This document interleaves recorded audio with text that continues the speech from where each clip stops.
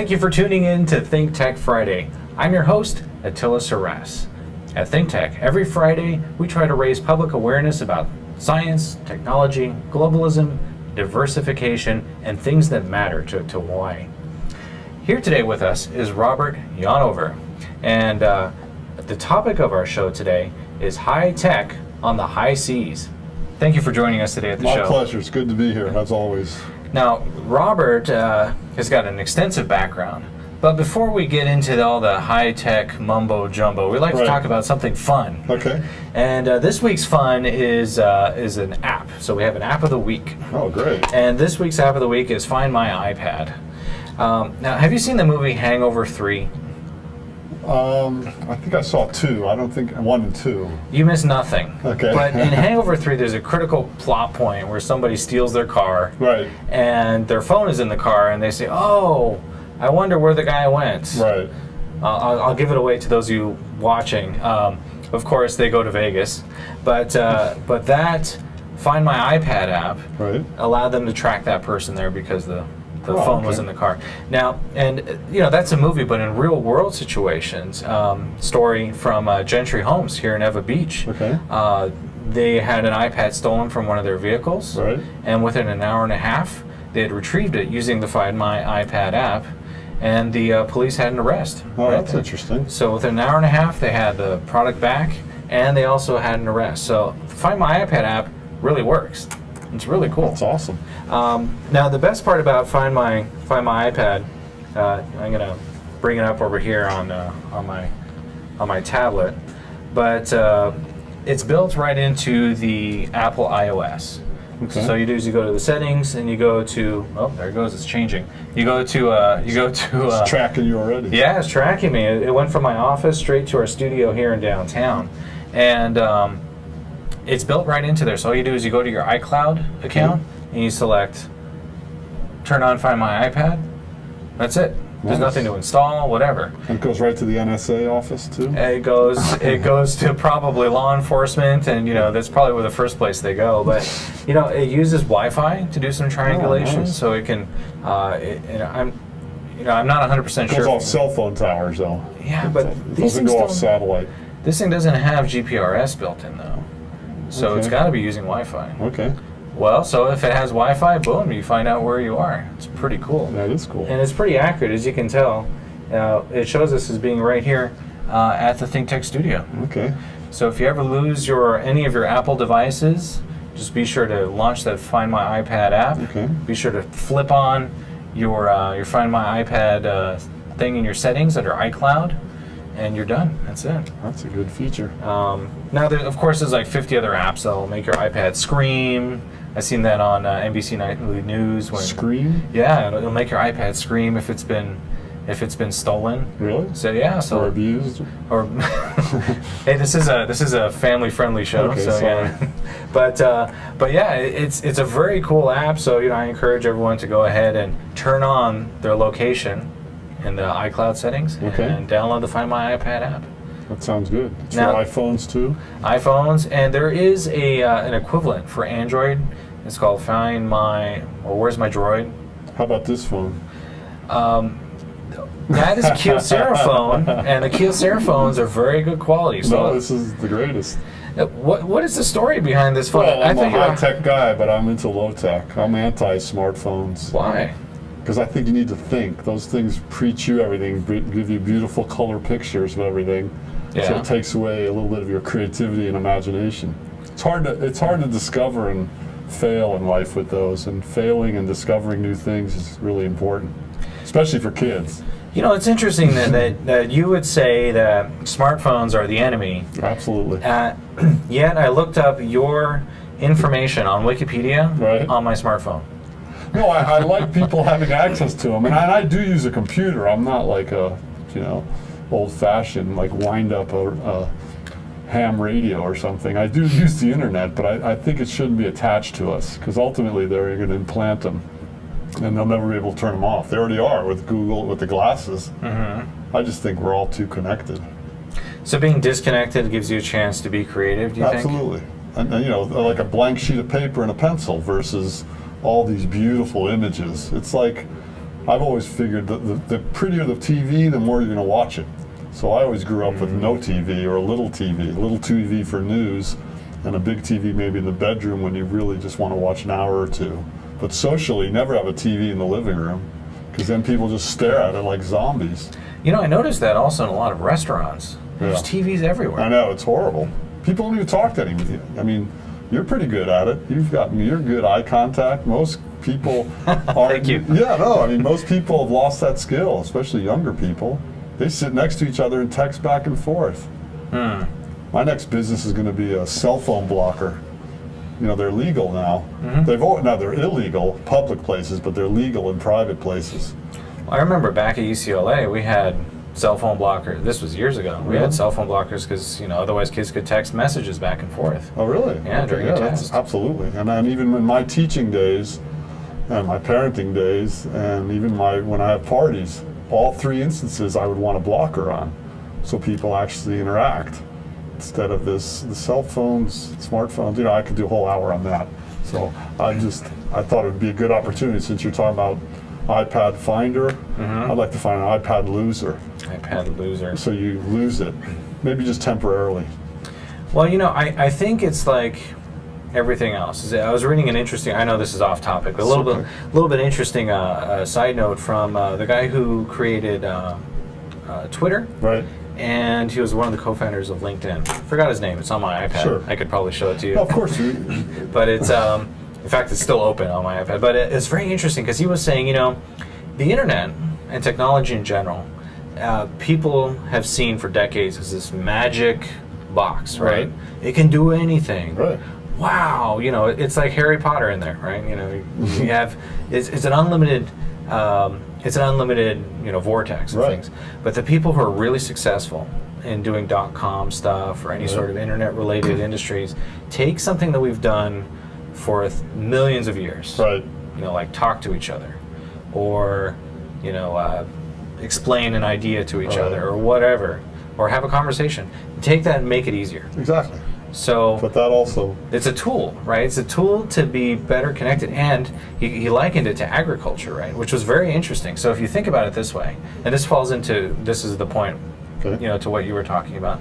If you look at agriculture, right? Once we discovered agriculture, we were able to have more spare time. We were able to develop music and art and build houses and instead of hunting, you know, surf. Yeah, exactly. We don't spend all of our time and energy just to feed ourselves.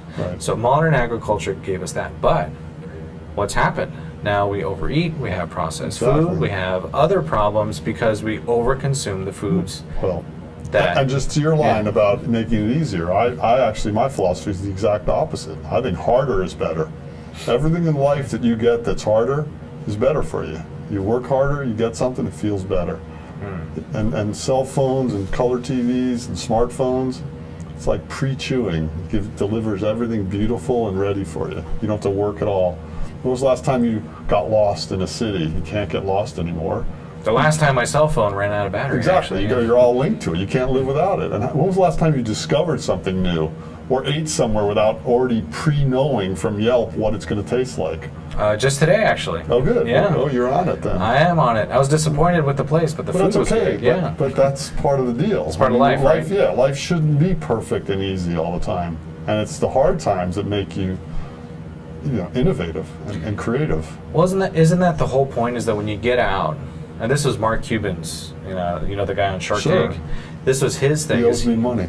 He owes you money. Yeah. How much money? A lot. Really? Well, potentially. Potentially. Well, no, he potentially owes you a lot of money. Yeah, he's one of the. He invested in a paddleboard company, inflatable paddleboard company. On Shark Tank? Yeah. Really? And I invented the inflatable paddleboards. So it's kind of it was a line I planned to say to him if I ever meet him. Either thanks for the royalty check or you owe me one. I have his email address. Do you? Yeah, because he talks to you? Well, we've been preparing. I've been preparing to go on to the Shark Tank show. Really? Yeah. Oh, good for you. For that product I was telling you about earlier. Oh, so you made it? Yeah, we'll see. Oh, you're trying to get on. Just waiting for that phone call for the filming. So. All right. Good luck. It's going to be exciting. Yeah. Okay. Tell Mark I said hello. You know he doesn't know me.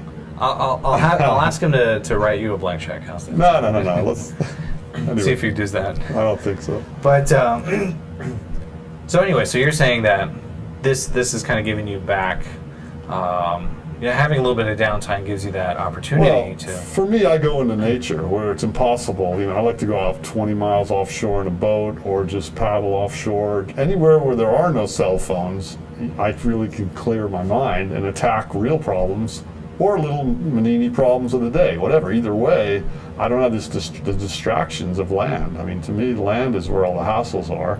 And it's okay to have them. That's good. I'm glad I come back to land, but when I go in the ocean or up in the mountains, I can think about the problems. I just think more clearly.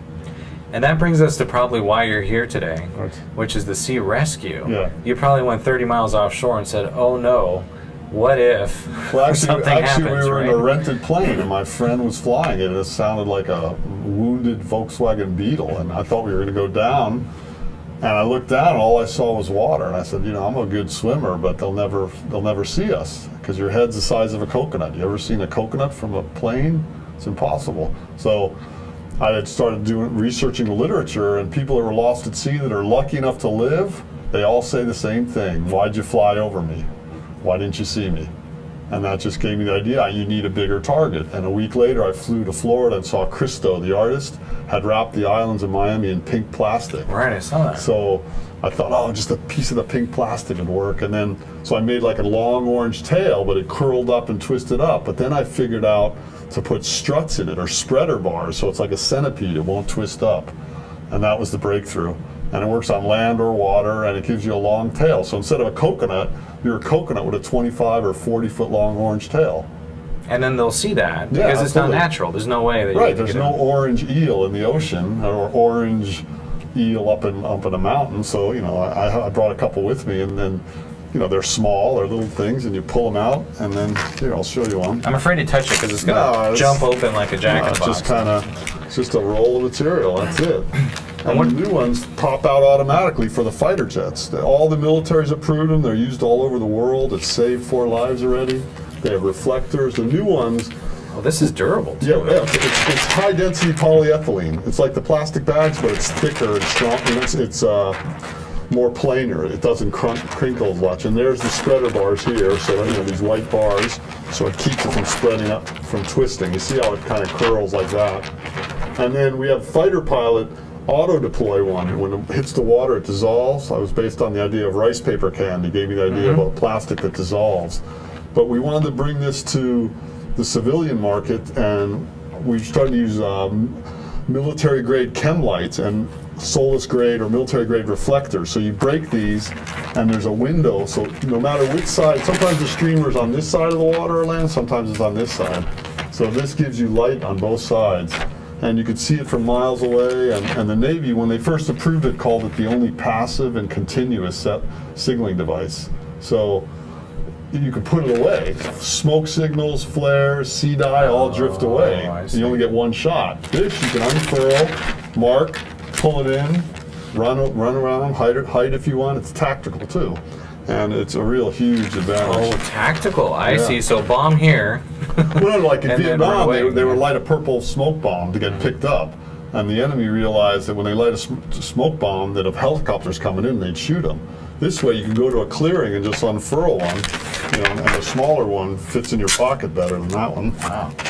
And you just on the run unfurl these things. And this one has a light too, and the reflectors. That's probably just as effective. Yeah, absolutely. It's even though it's smaller. And again, for electronics, just to finish the point, electronics like EPIRBs or emergency positioning indicator radio beacon or GPS, they give you GPS location.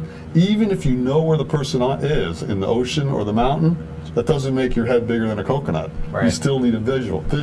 And that's for sea rescue. You have to be seen to be rescued. And this is perfect for land or sea. Really. Yeah, exactly. I mean, you can throw it up and through some trees. Huge. Hikers, divers, boaters, sailors, anyone that goes outside. Well, we have to take a quick break. Sure. But I encourage anyone who's watching, who's thinking of flying, to go to searescue.com. searescue.com because I'd feel a lot safer flying with one of these. Cool. All right, this is ThinkTech. Stay tuned. We'll be right back. Aloha. I'm Nicole Horry for ThinkTech. For nearly half a century, the Hawaii Foreign Trade Zone No. 9 has brought the benefits of the Foreign Trade Zone program to Hawaii businesses and entrepreneurs. DBET, the Department of Business, Economic Development, and Tourism, operates Hawaii's Foreign Trade Zone program to encourage international business and economic development. The Foreign Trade Zone's mission is to increase the amount of international trading activity in Hawaii, thereby providing employment opportunities for the residents of our island state. For more information, see ftz9.org. I'm Nicole Hori. Mahalo.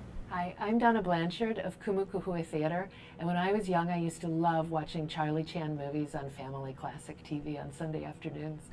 Our show at Kumukuhua that runs from August 22nd through September 22nd is called Will the Real Charlie Chan Please Stand Up? It's written by Nancy P. Moss and takes place right here in Chinatown.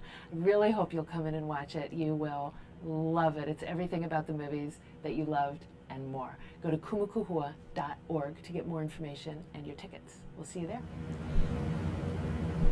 Hi, welcome back. You're tuned in to ThinkTech Friday. I'm your host, Attila Seress, and we're here with Robert Yonover, and we're talking about sea rescue, high tech on the high seas from here in Honolulu. Robert, thanks for staying with us. My pleasure. You know, before the break, we were talking about troubleshooting and how you're inspired to find solutions to problems, such as being stranded, Right, exactly. you know, in the middle of the ocean. And we talked about how Mark Cuban was another successful person who owes you money, and he's he made his fortune by going places, turning off his phone, turning off the TV, and just paying attention and saying, "Wow, what could this be?" Yeah, observation. Observate. Oh, go figure. A necessity. You don't need to do this all that's the time to whole point. observe. You're hypnotized by those things. They're beautiful. Don't get me wrong. It's a beautiful pic. It's too pretty, really. When it's just you and your mind and a problem, you can attack. And that's the way I look at things. And it's just unfortunate. That's why I really harp on it for kids, because kids growing up, and whoever thought of calling them smartphones, that was the brilliant marketing coup of all time. Because it makes you think you're doing something smart when it's really dumb. Well, how about the smart car? How do you feel about that? The ones that drive themselves? No, those little tiny cars. Oh, yeah, those are great till you get hit. I'm kind of paranoid of dying in cars. I was in a bad wreck one time and ended up upside down in water. So I believe in strong cars and seat belts and airbags and all that. And so you don't ride a bicycle or anything like that? I do ride a bike, but I wear a helmet. I do wear a helmet.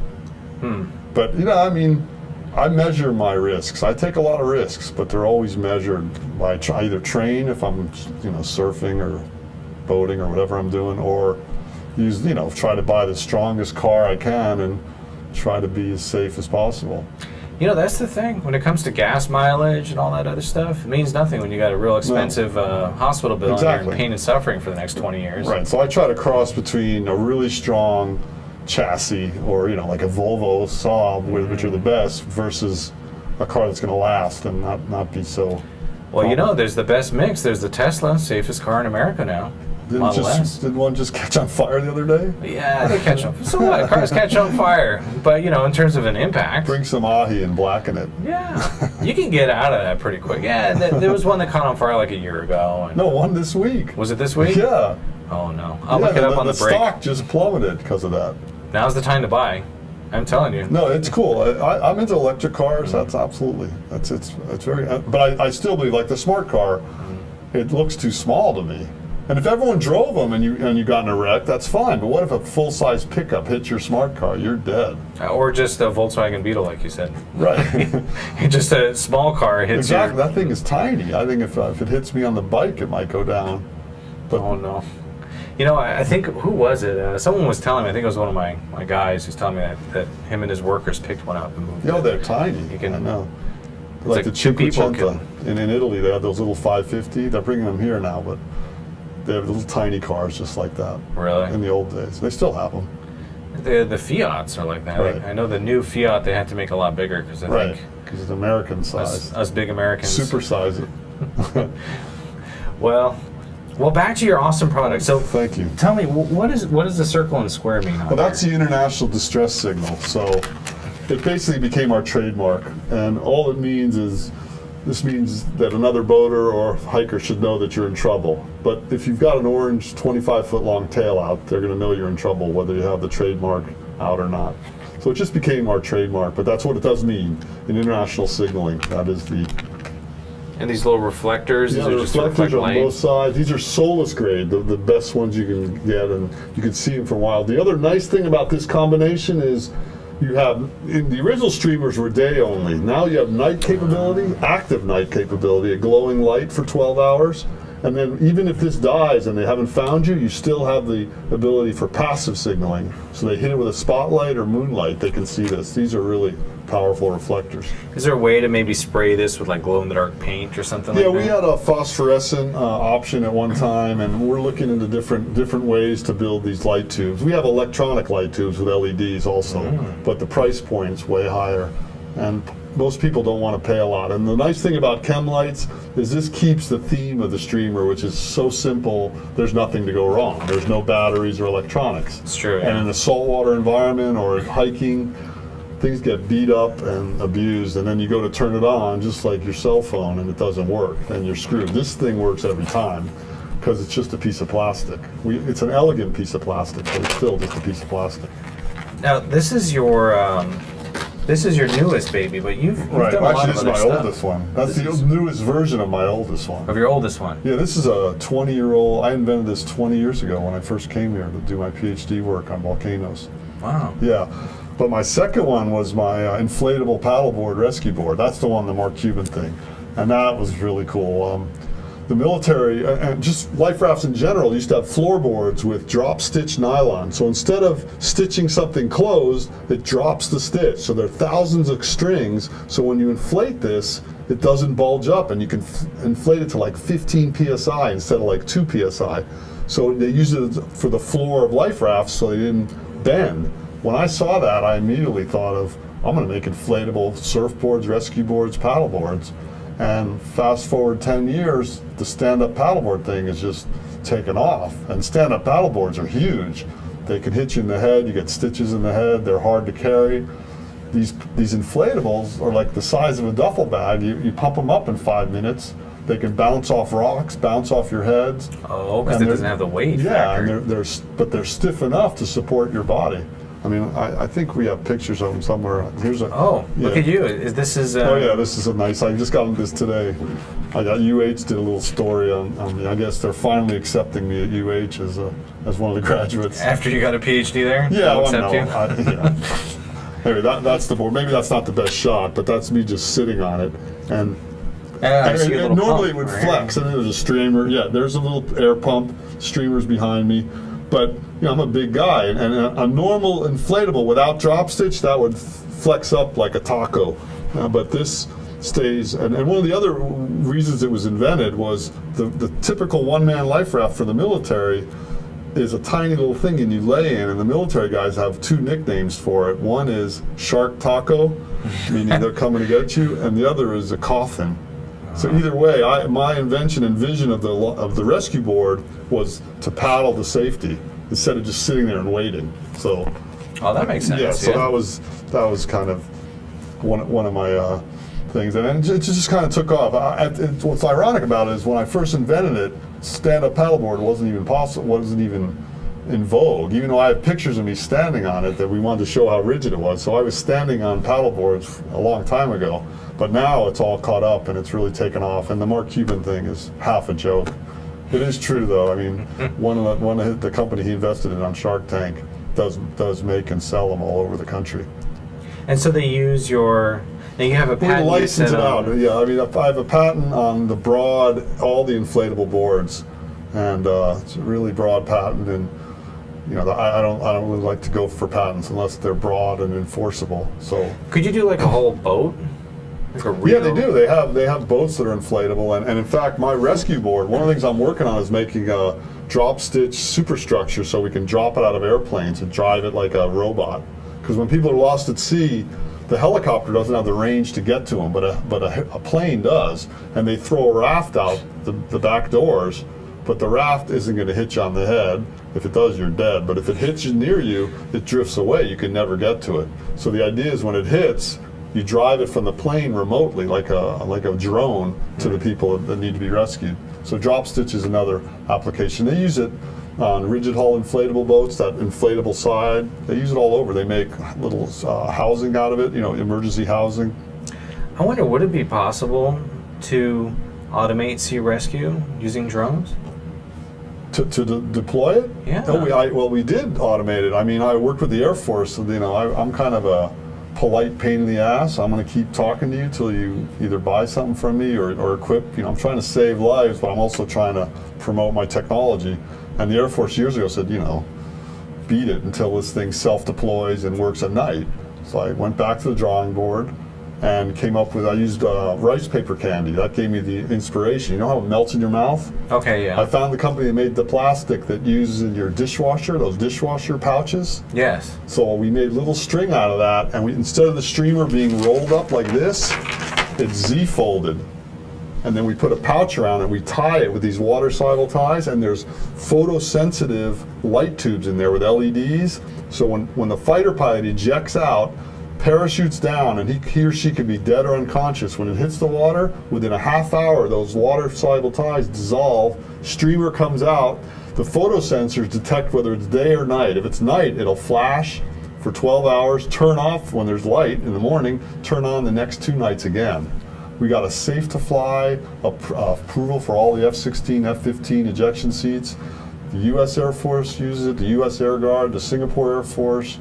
I'm meeting with the Japanese Air Force in 2 weeks, and that's really exciting because they lose fighter pilots. Ejecting out of a fighter pilot is not a mellow scene. I mean, you get hurt when you go out hundreds of miles an hour, so that's why they're always injured when they come out. So they can't deploy things. That's why they wanted it self-deploying. So we do have kind of a robotic version of it already. And but these actual seats themselves, I thought they had GPS units or something built in. They don't work? They sink, I think. When the pilot goes out of the seat, he goes out. The seat separates away. The parachute deploys in the air, and so does the raft. Actually, when they're coming down, the Navy deploys the raft when they hit. The Air Force deploys, and it deploys automatically. So even and he's tethered to it. And when they hit the water, they've had instances where the parachute still pulls them, and they've drowned before. One of the companies I work with has a parachute release that senses water and releases, so they detach from the parachute. So this all happens automatically, and this is part of the equipment that they're using. Who knew? I like it. In fact, the streamer is now on the F-35s too, which is really the new ones. Yeah, that's the coup of all time. It's a $500 million most expensive plane in the world, and it's got my little piece of orange plastic on it, which I think I get a kick out of that. And hopefully it'll save some lives. The streamer's already saved 4 lives that we know about, which is really exciting. Well, I want to hear about that when we get back from the break. Sounds good.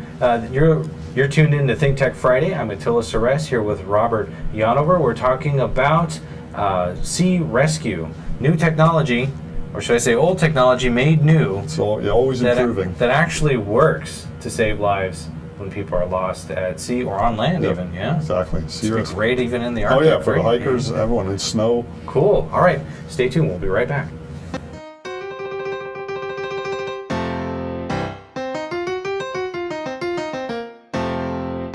I'm Bill Spencer, President of the Hawaii Venture Capital Association. We do monthly luncheon programs with ThinkTech about things that matter to Hawaii entrepreneurs, investors, and business service providers.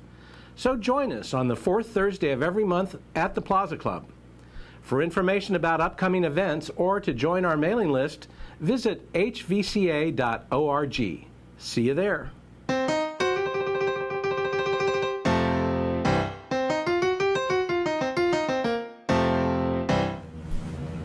We're back. We're live, and you're watching ThinkTech Friday. I'm your host, Attila Seress. We're here with Robert Yonover from Sea Rescue. We're talking about his new technology that allows fighter pilots and anyone who's lost at sea or on land. Or in space. Or in space. Wow, that's timely. The pilots talk about space, too. And you know what's timely is that movie Gravity that's come out. Sandra Bullock, I believe, from the commercials, is lost in space. Yeah. Same problem. Your head's a coconut. So if you're flying around in space, you need a long orange streamer with a light flashing on you, and they have a better shot of finding you. Well, and that's the thing is that, space is the next frontier, so maybe it's time for you to give a call to SpaceX or Yeah, Virgin exactly. I'm Galactic. waiting for the Richard Branson's call back. I still haven't got that yet. Well, in space, maybe there's some brightly covered orange satellites true. out there. How about a different color for space? Good point. I mean, and this is, people always ask, why did you go orange? Orange is the international orange. The Coast Guard approves the color orange for many reasons, especially in the ocean. And the Air Force, when they came out here, they wanted us to go to yellow. But then I proved to them that yellow starts to look like the white of whitecaps, especially at different times of the day. We did sell some yellow ones to the Border Patrol guys years ago, because an orange dirt, red dirt on the border, orange isn't as good as yellow. But that's a very specialized. And the original design was fluorescent pink. Oh, that's awesome. That's festive, too. I know, and it used to roll up into this hat, like a Curious George newspaper hat. So which I still think is a good idea, because you want to protect your head from the sun and keep it warm at night. But I showed it to this Navy captain, and he was kind of a macho guy, and he said, look, lose the pink and lose the hat, and you got something. I mean, so he was kind of... You can put a drink up there? Yeah, well, and even one of my other inventions, I invented a pocket desalinator. I don't know if I told you about that. No, but I think that's fantastic. That I think is very useful. I don't know why we don't have mass desalinization out here. I know, well... It's electrolysis, come on. Exactly. Well, I attacked the survival world version, which is when you're lost at sea or a hurricane comes and there's no potable drinking water, a couple sips a day will save you. And I use Gore-Tex type material, which has thousands of Gore-Tex, tiny little holes. It's expanded Teflon, so the water, it's good for a raincoat. That's why it's all raincoats use it. The water bounces off of it, but air goes through it, so it breathes. You don't sweat. I use it in reverse. I made a double bag. The inner bag's black with a Gore-Tex lens, Gore-Tex-like lens, and a clear outer bag. You put salt water or polluted water in, the sun heats it, it evaporates, and only the vapor goes through. The fat salt crystals get stuck, and then it recondenses on the inside of the outer bag, and you can drink it. You get a mouthful every couple hours.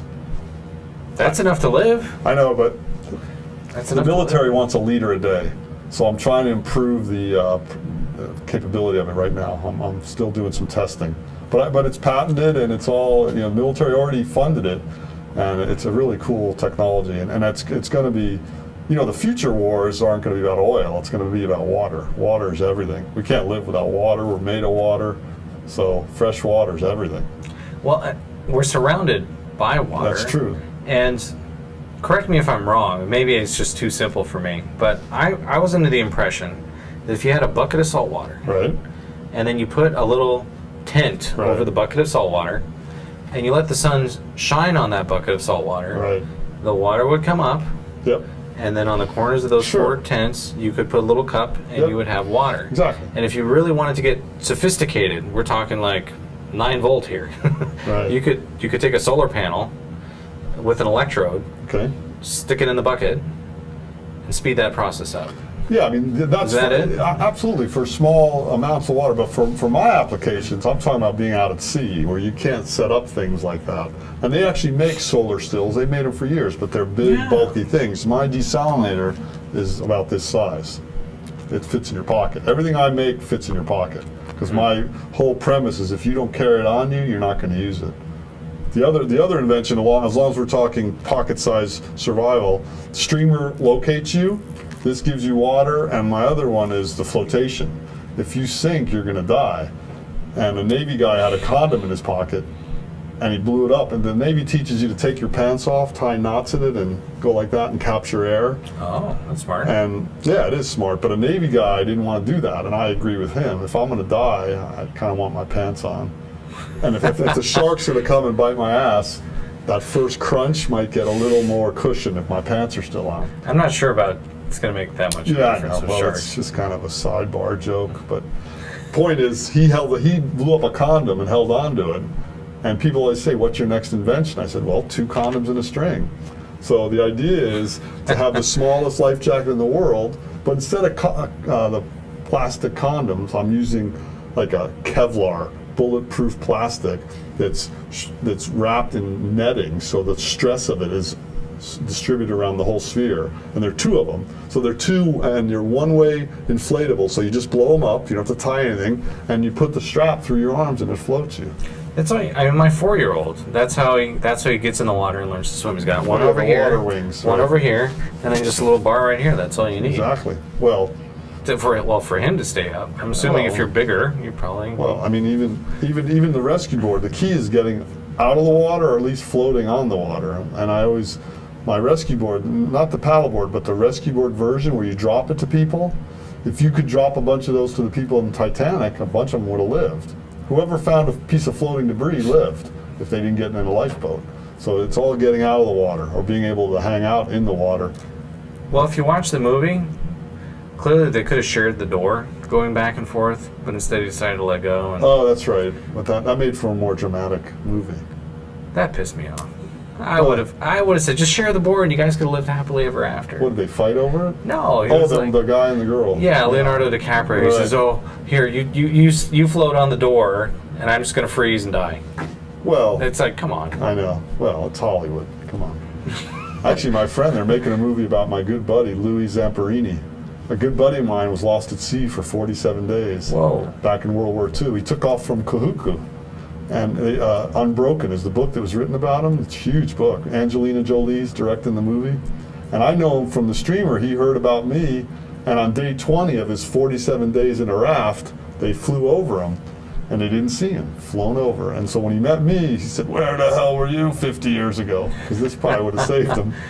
So we became good buddies. And he actually ended up in a Japanese POW camp after 47 days at sea. They found out he was an Olympic athlete, and they tortured him for 2.5 years. And he wished he was back on the raft. Can you imagine wishing you were back, lost at sea? So anyway, that's an epic story. Wow. Yeah, it's a good one. Well, they didn't have smartphones then, so going back to the original idea, maybe that made him a better person. Oh, exactly. And he's an inventor himself. He had 47 days in the raft to think about stuff. We always compare notes on inventions. He invented, they didn't give him a knife, and he had to fish for sharks. He tied little hooks on his fingers, and then a bird landed on his head. He'd catch the bird, and they'd try to eat the bird, but they all threw up. There were two other guys in the. So they took the bird guts and held it up on the string, and baby sharks would jump up, and he was able to hook them with his hands with the hooks on them. That was one of his innovations. Wow. It's going to be a great movie. The bare-handed shark attack. Yeah. It's like something out of Mortal Kombat where you tear the heart out of Exactly, and they just loved eating those sharks instead of them eating them. Well, it's a different world, that's for sure. absolutely. It's sharks are at a disadvantage these days. But with that, we have to go to a quick break. Okay. I'm here with Dr. Robert Yonover. We're talking about Sea Rescue, his product that allows you to live when you otherwise would not be. I'm your host, Attila Seress. Stay tuned. We'll be right back. We want to thank our underwriters. Hawaiian Electric Company and its affiliates Maui Electric on Maui and Hawaii Electric Light Company on Hawaii Island are deeply committed to the communities they serve. Galen Ho is the Senior Executive of BAE Systems, a global defense, security, and aerospace company. The High-Tech Development Corporation, the state's leading technology agency, attached to the Department of Business, Economic Development, and Tourism. Castle and Cook Hawaii, with a time-honored legacy that spans more than 160 years and revolves around its mission of investing in Hawaii, creating communities, and providing for the needs of our state. Hawaii Gas, formerly the Gas Company, a proponent of the Liquefied Natural Gas Initiative, helping Hawaii achieve its transition to clean energy and a better energy future. Collateral Analytics, a Hawaii-based tech company empowering the real estate industry with greater and faster access to the tools and data they need to make better informed property investment decisions. I'm Nicole Horry. Thanks so much for joining us on ThinkTech. I'm Maria Kashem. See you next time. We're back, we're live, and you're watching ThinkTech Friday. I'm your host, Attila Seress. We're here with Dr. Robert Yonover, and we're talking about Sea Rescue, his new product, or should I say old product, that allows you to live when you would otherwise die while lost at sea in Antarctica, on land That's right. or even in space. Exactly. I think that's really cool to. It's again timely with that movie Gravity coming out, but it's true. And not, I mean, the future, there's going to be space tourists, right? Mm-hmm. They're going to lose some people in space. I mean, the numbers are small. I'm doing a projection now of all the users. There's like 130 million potential users for streamers. From boaters, hikers, skiers, snowmobilers, anyone that goes out in nature, land, water, or astronauts is a small category, but it's kind of I high wonder if they profile. could deploy this. I mean, it might not necessarily be for people, but I know that they lose. They're always losing stuff in space too. Boeing contacted us to mark some of their testing missiles and things they don't want to lose. Oh, like It's this useful. missile went down. Whoops. Well, if something's worth a lot, people don't like losing it, So if it's something that they want to get back, you always want to put a target on it. And I got to be honest. This doesn't seem like an expensive item. No, it's not. I mean, It's like the best investment they could possibly make. exactly, and that's what. In fact, we're targeting. In fact, we're not selling. They're the 127 million users, but we're not really targeting them. We are, but you know what it is? It's the ultimate I love you. Not that I love you. I don't know you that well yet, but it's the ultimate gesture. So we're targeting the parents, spouses, and loved ones because this is the ultimate gift. If you give this to someone, it's saying, I love you and I want you to come home. Now, if you don't want them to come home, don't buy it. Don't give it to them. But every soldier can have one of these. Absolutely, and a lot of them do. I mean, all branches of the military have approved it. It's used all over. It's on all the Navy submarines. The fighter pilots, I already went through those.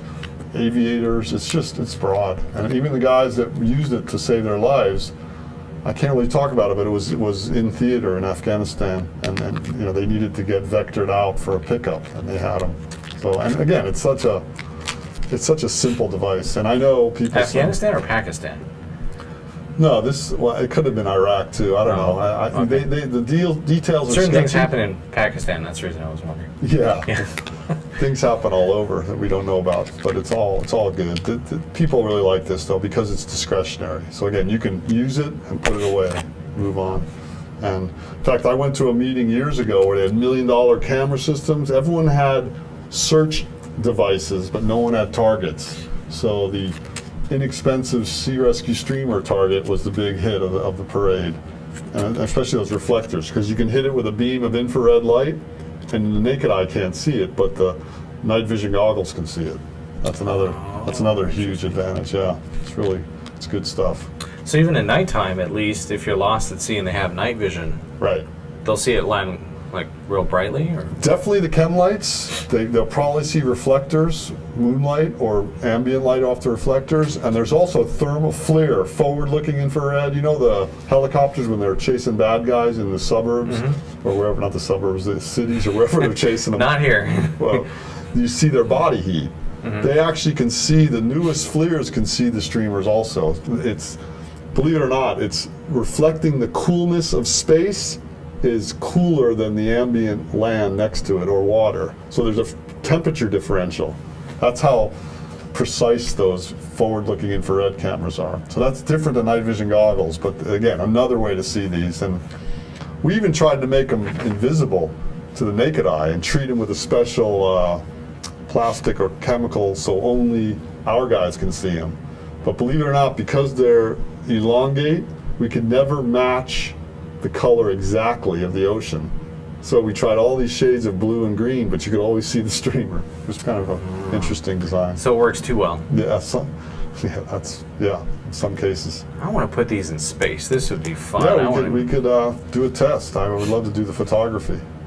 Because if you can get sunlight or something, could this withstand the temperature Absolutely. changes in space?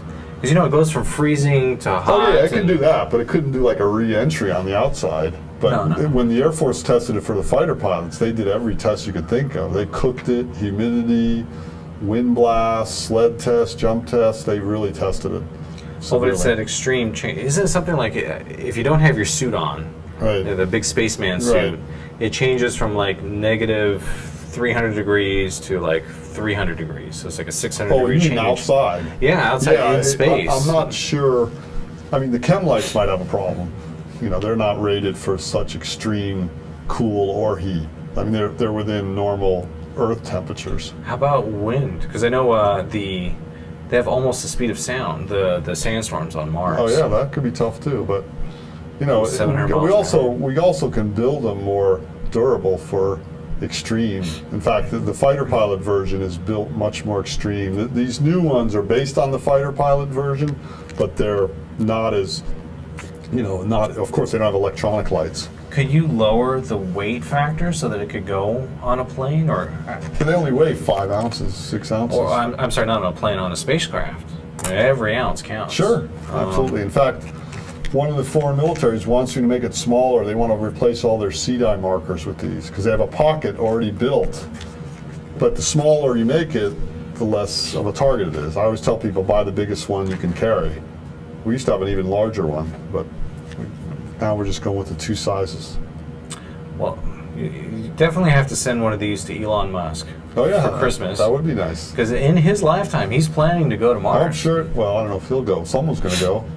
He thinks in his lifetime Actually, he's going to NASA. go. I should say NASA uses these for their test aircraft, and we were talking about getting them on the shuttle when the shuttle program went. They were looking at them because they have CDI when they recover astronauts. Oh, right. Yeah. So I'm not even sure what happened with that, but they may have already put it on. They buy these through the military stock system, so I don't know where they go. They go all over the world, and I always come up on people that say, "Oh, I saw that," or "I had that," or it's really cool. Good stories. India, I think, is planning on going to space. Yeah.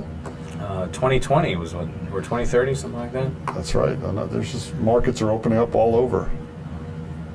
Well, I mean, it's good to have this going to space. But why should we be interested in going to space? Well, for education, I mean, you got to keep the kids back to the smartphones. If you don't have any imagination or creativity, one of the things I do a lot of is outreach education.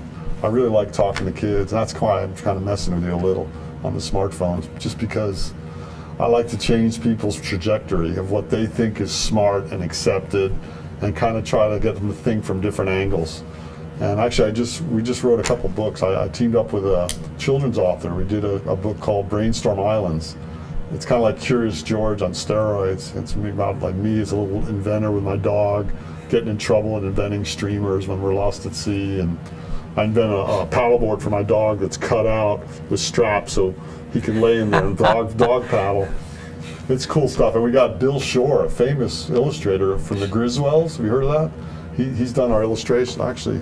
Oh, you brought a book? Yeah, Oh, great. that's one of the books, the kids' books. Can I take this? Yeah, and Ellie Crow, my co-author, she's written like 30 children's books. She's a well-known kids, and this is just the first version. But these illustrations are, we're just a bigger publisher's talking to us now, and he's going to colorize all these images.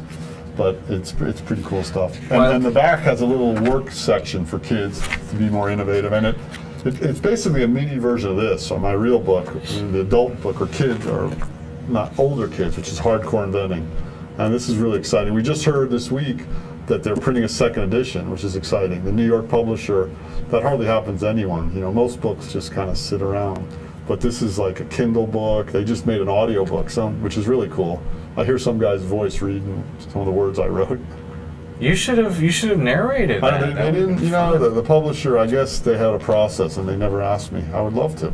I actually did narrate it when I had to proofread it. Ellie made me read the whole thing to her. Oh no. And she has a South African accent. Mm-hmm. And we were taking turns at first. I said, look, I'll read it. It was taking too long and I couldn't understand her as well. So I did read the whole book aloud. We didn't record it though. Well, I look forward to downloading it on my iPad. Yeah, it's exactly. And, that's what those devices are for. Yeah, it's for reading. Go figure. You can actually read a lot more. Exactly, and Wikipedia or Googling things, they're great. Don't get me wrong. They're mini encyclopedias. My problem is they're only used for that purpose 1% of the time. So expand your mind, get out into nature. Absolutely. And make new discoveries. And for your overbearing parents who want the kids to super succeed, they always ask me, what should my kid do? Take more math classes, do more science. I go, no, finger painting, clay, get dirty, get your hands dirty, make stuff, and get bored too. Get bored. Get bored and fail. And fail. Huge. Get bored, fail, get dirty, and get out into nature. It sounds like my kids are going to be spending the weekend in the yard. And with Exactly. that, we are out of time. Okay. Thank you so much My for pleasure. joining us on the show. My pleasure. For those of you who missed any part of this broadcast, of course, you can go on to thinktechhawaii.com. We post all this information on YouTube, Ustream, and on Spreaker. So thank you so much for joining My us on the pleasure. show. That was fun. Of course, everyone who's watching, you know my slogan. Go out, have a wonderful weekend, be safe, and aloha.